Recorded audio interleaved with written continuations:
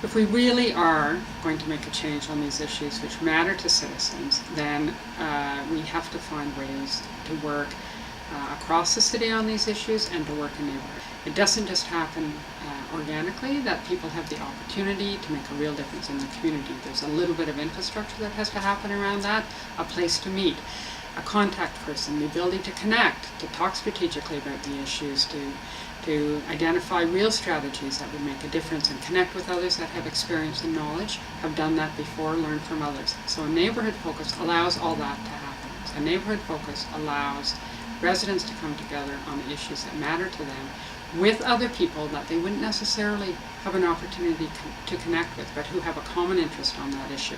It may be the business sector with residents. It might be folks with experience from another neighbourhood. A neighbourhood focus allows that kind of everyone involved in solving a problem approach.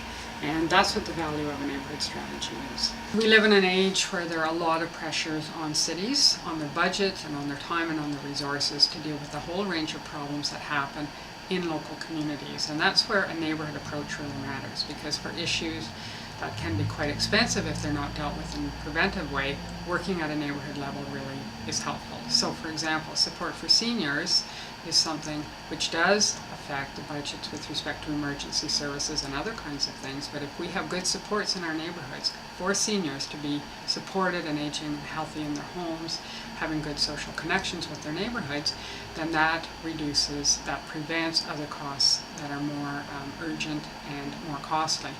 By the same token, a neighbourhood approach is very effective in dealing with crime.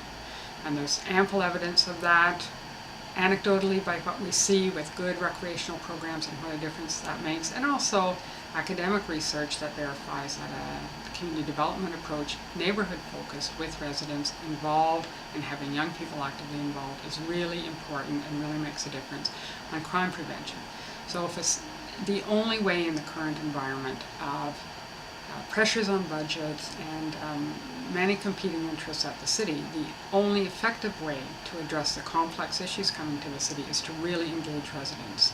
And the way to do that is a neighbourhood approach. And that's what the value of neighbourhood community development is, and that's what the value of the strong neighbourhoods based approaches are, that they really work with communities that are facing complex challenges and find all kinds of ways to support residents to be involved as volunteers and active community members to address those problems, improve those problems, and create a better situation.